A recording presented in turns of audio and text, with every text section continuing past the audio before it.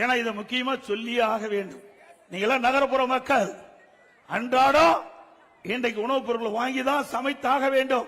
அப்படிப்பட்ட மக்கள் எந்த அளவுக்கு பாதிக்கப்பட்டு என்பதை இந்த நேரத்திலே நாங்கள் தெரிவிப்பது எங்களுடைய கடமை. அந்த அடிப்படையில் இட்லி புழுங்கலரிசி 1 கிலோ 30 ரூபாய்க்கு வித்தது. இன்னைக்கு திமுக ஆட்சியில் 55 ரூபாய். கடல் எண்ணெய் 1 கிலோ அண்ணா திமுக ஆட்சியில் 130 ரூபாய், இன்றைக்கு 200 ரூபாய்க்கு விற்குது. நல்லெண்ணெய் 1 கிலோ 250 ரூபாய், இன்றைக்கு 500 ரூபாய்க்கு விற்குது. துவரம் பருப்பு 1 கிலோ 74 ரூபாய், இன்றைக்கு 120 ரூபாய்க்கு விற்குது. உளுத்தம் பருப்பு 1 கிலோ 79 ரூபாய், இன்றைக்கு 120 ரூபாய்க்கு விற்குது.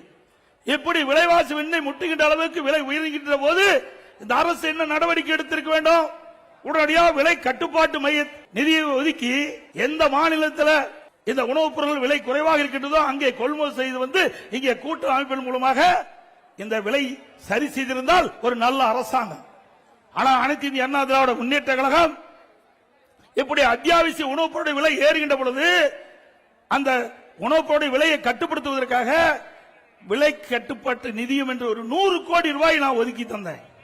எந்த பொருள் விலை ஏறுகிறதோ உணவுப் பொருள், அந்த உணவுப் பொருள் எந்த மாநிலத்தில் விலை குறைவாக கிடைக்கிறதோ அந்த மாநிலத்தில் கொள்முதல் செஞ்சு தமிழ்நாட்டுக்கு கொண்டு வந்து கூட்டுறவு மூலமாக விற்பனை செஞ்சு அந்த விலை உயராமல் தடுத்த அரசாங்கம் அதிமுக அரசாங்கம்.